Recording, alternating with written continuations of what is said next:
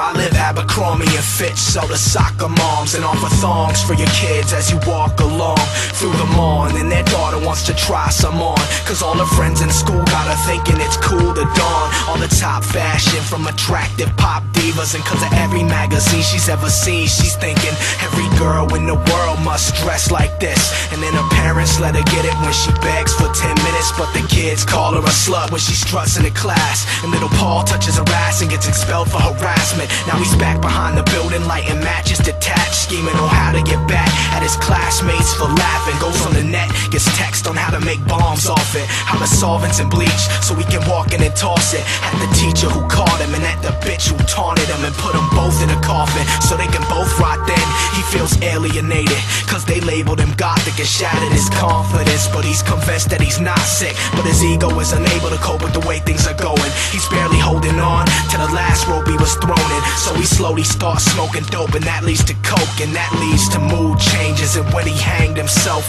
he was only 16. I don't blame myself, but some of us are aimed for death. Save yourself.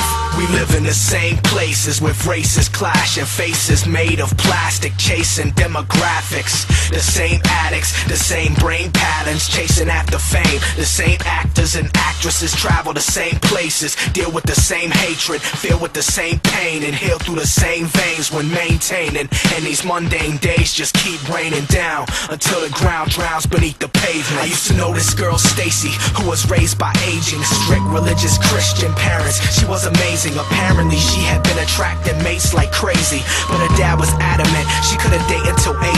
But she wasn't having that, she was tired of them always snapping back at her with talk of fire and sin. She wanted to try a different side of life, and then one night after a big fight, she decided she might attend a weekend party she was invited to by Tim, a kid she liked then. So she sneaked out and went to go see him, and was greeted by a liter of tequila.